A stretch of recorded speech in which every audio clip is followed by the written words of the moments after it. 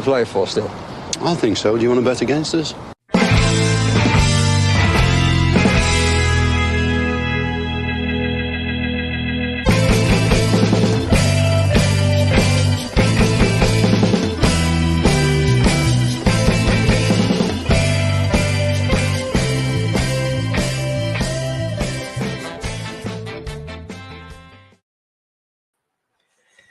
Hi villains, and welcome to a very different For the Love of Paul McGrath podcast. Today it's an unusual setting that there's two people on screen as opposed to a double split screen, because today we're going to speak about the WSL loss to Manchester United and just a brief look ahead to the season ahead. I'm joined today by Stephen. The two of us have been avid WSL fans for the last few years, I suppose since lockdown really, and Villa came back into the WSL.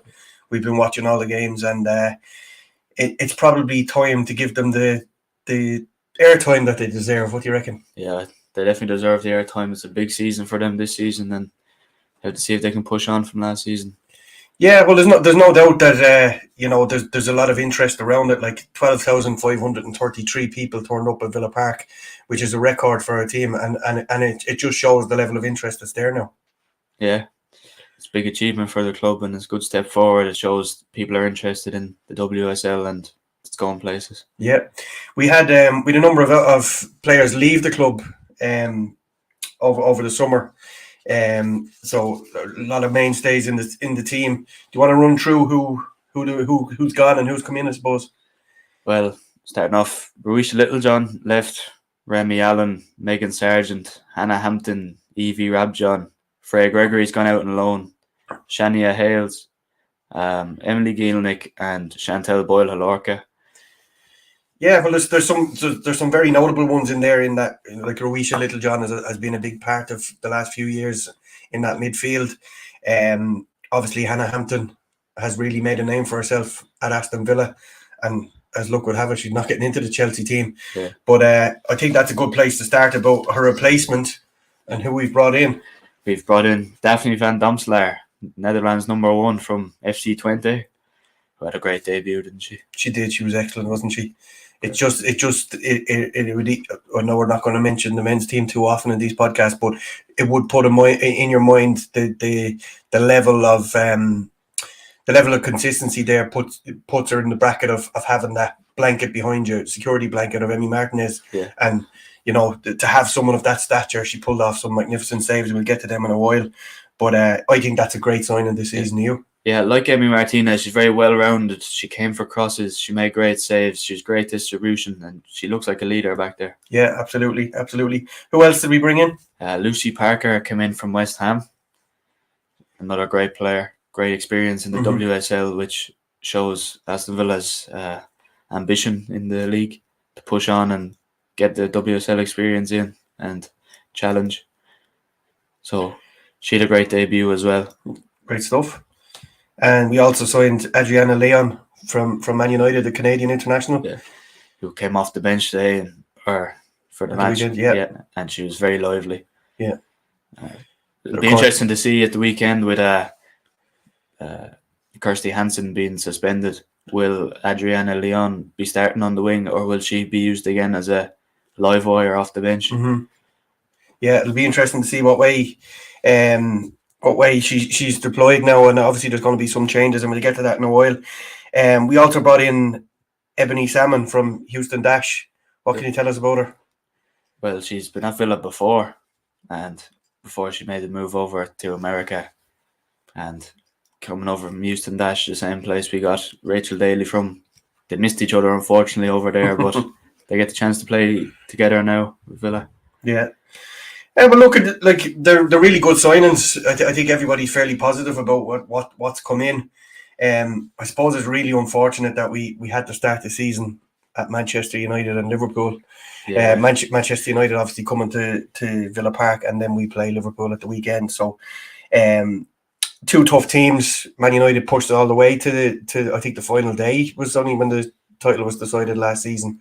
Yeah. So it was always going to be a difficult fixture. They've got some really good players in there, and yeah, we'll get on to the main event and talk about what happened on match day. Do you want to talk us through the team there and see just how we lined up and who was there and who was on the bench, and just let us know what your thoughts are on the lineup. Well, we've already spoken about the number one, Daphne Van Domselaar. Then right back we had Sarah Mailing, Anna Patton and Rachel Corsi centre backs, and then Dan Turner left back. Maz Pacheco was late from the doctor. She was allowed on the bench, so she'd usually be in there. Absolutely, it's a good chance for Dan Turner to show. Mm-hmm. And she played quite well, in fairness to her. We'll talk a little bit about Maz Pacheco because I know she's a personal favourite of ours. The two of us really like her as a player. So it was a big miss not to have her there. She offers so much defensively and both attackingly. So a big miss for the match of the weekend. Absolutely. On into the midfield. New signing, Lucy Parker next to Staniforth, who we signed from Man United. So a bit of bad blood there, I'd say. And then Lehman off the right, Kirsty Hansen off the left, also ex-Man United. And then Blinkilda and Daly kind of playing off each other up front. Kirsty Hansen, the first time it really struck me, she's a great turn of pace. She was really good at the weekend. She's going to be very valuable to us. Unfortunately, now she will serve a ban, and we'll get to that in a second. So we started brightly enough. We had a scuffed shot from Alicia Lehman, but eventually left a long range effort. Tell us about that one. So, great work from Hansen down the left. Made a chance for Lehman, who unfortunately scuffed the shot, but it was a great chance so early on in the game. Could have really changed the whole complexion of the game, but unfortunately it was scuffed. And then it came out to Staniforth, who from distance hammered it in and almost caught Mary Earps out with the move kind of in the air. Yeah. It was a decent effort, all right. Yeah, it was a good start for us in what was a fairly nondescript first half. Yeah. It was scrappy. It was a typical first day nerves, I thought, from both teams that really failed to make any impression on the game. Yeah. Well, JC definitely made her impression on the game. The Man United new signing, she caused loads of problems down the right. Forced Daphne Van Domselaar into some great saves. And she also made a great save for a Millie Turner header from a corner, well held. Great hands from Van Domselaar. Yeah. We're going to struggle to hold on to her, I think. and look, it's like we don't normally give too much praise to Christian Purslow, but I think he's been the cheerleader of this team, and to bring in signings like Daphne Van Domselaar, even before the season had ended, she was in, wasn't she? It was very, very early on in the transfer window, if not. So, as you say, two great saves early on there, and she's definitely shown signs of being a decent signing for us. We were lucky to sign her just before the World Cup because a great performance at the World Cup might have brought more interest. Absolutely would have brought interest. You can be sure of that. She was probably second to Mary Earps for the Mary Earps won the Golden Glove, didn't she, in the World Cup? So she's probably second only to her. So so that more or less takes us up to half time. As I said, it was fairly nondescript. Is there anything else to report? Well, Lehman had another chance. She's put in well. She's almost won out the keeper, but her first touch kind of let her down, brought another defender on her, and then she put the ball over the bar, unfortunately. Wasn't a really easy chance, but no, as you say, she probably should have hit it first time, would have made a big, at least troubled Mary Earps exactly from that position. Exactly. So we went into half time. We were okay. It was fairly even. We weren't. We obviously were playing against a very decent side, and they had a couple of really good chances, but we were still in the game. The second half started slow enough up until, I suppose, the game-changing incident that happened. Do you want to talk us through it? Well, I presume you mean the red card. The red card, yeah. Well, was it a red card? I don't know.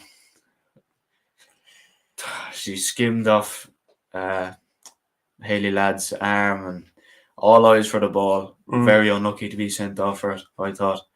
And I'd have to agree with you there. Unfortunately, it came from a goal kick, which she miscontrolled. She didn't get full control, so the ball went up in the air. There was no doubt in anyone's mind other than the referee, I thought, that she was going for the ball. I thought Ladd made a big deal of it, rolled around on the ground like she'd been hitting the chest. It got her on the arm. Now, don't get me wrong, the league have decided that it was dangerous play and she's getting a 3-match ban for it as opposed to a 1-match ban. You could see after the incident she was totally distraught, absolutely heartbroken for her. She gave a very heartfelt statement, I thought, on social media afterwards as well. So I don't think for 1 second that she meant it to you. I don't think she meant it at all. She's all eyes for the ball. She went for the ball. Hayley Ladd will take her Oscar, and unfortunately, Kirsty Hansel will get 3-game ban. Yeah. And look, by the letter of the law, your foot's up that high. I could see why the referee gave it if she thought there was, aggressive behaviour. But I thought the ref overall was a little bit lenient towards Manchester United. I thought there was a couple of questionable things that she did throughout the game. Yeah. But me and referees, we're not going to go down that road. Otherwise, we'd be here for a long time. But as luck would have it, we went down to 10 men and we regrouped very quickly. And within a minute or two, we were 1-0 up. So talk us through the goal. Well, it was a great run from Lucy Parker through the midfield. She played into the other new signing, Adrienne Leon, on the right, who played a great ball into Rachel Daly, who did a Rachel Daly, I'd say. Rachel Daly, yeah. It's just the kind of chance you want to fall to Rachel Daly, isn't it, really? She scores by any means, off balance, facing her own goal on the turn. Yeah. Finds the corner. It's unbelievable. Yeah, no, great finish to the near post, and Mary Earps had no chance whatsoever. Yeah. And starting where she left off last season, yeah. I think she's 33 goals in 33 games. Is that the record, or is it 31 and 31? Either way, it's a goal a game, which is an incredible record from an incredible player. And it really makes you wonder what England were doing playing her at left back. It really does, yeah. So unfortunately, when you're down to 10 men, these things can happen. But we were back to all square within just 3 minutes, unfortunately. Yeah, it was very, very sloppy defending from the corner with a pinball in the box, and it falls to Garcia at the back post. There was a player on the back post, but still got in between the defender and the goalkeeper. Yeah, unfortunately. Yeah, you'd like to think that defender on the back post that's why there's somebody on the post is to block a shot like that. Unfortunately, you got through. All the blame can't go to her either, because the ball could have been cleared at least 4 times before it got to Garcia. Yeah, so. Absolutely. No, I'm just highlighting the fact as opposed to going all in on her. Yeah. There was a few chances from a number of people in the box to clear that, and it probably should have been dealt with. Initially forced from a header to clear it first, but once you let the ball drop around the 6-yard box, you're in trouble, really. Yeah. So then we were on the back foot. We were trying to play out for the draw, and it would have been a very credible draw, I thought, if we'd have got it. Unfortunately, the old blue nose at the back post, unfortunately, undone us. They did have a chance just before that. Yeah. You can't say the goal wasn't coming. We were under the cosh there for a while. Katie Zellen from the edge of the box, great save by Davy Van Domselaar again. High to her left. Yeah, great dive. Brilliant save. Yeah, absolutely. And as I said, she's going to win us points this season. I definitely believe that she's going to be the signing of the season. We've a lot to be thankful for that she's there, because it's a position that's very hard to fill at this level of the game. Yeah. So the very good goalkeepers are few and far between, unfortunately. So having lost Hannah Hampton, who was a very good goalkeeper, I think we have an upgrade now, don't we? Oh, I'd definitely say we have an upgrade already. Yeah. Very little she could have done about the goal. Yeah. A deflected cross over our defence, Yeah. There's not much you can do. And then great header into the side net. All you can do in that situation as a goalkeeper is try and get your angles right. Unfortunately, like she headed the ball like it was hitting a pillow. It just literally bobbled into the net. It was just, you'd nearly prefer if she thundered it into the top corner and make it feel a bit better. But look, I think all in all we've got something to build on heading into this season. We've got Man United out of the way. It's there's 3 or 4 fixtures that you really don't want to be playing first match of the season. The likes of Chelsea, the likes of Arsenal, the likes of Man United, and now Liverpool, who we have this weekend, have talked themselves into the equation, which I believe we will too. Yeah.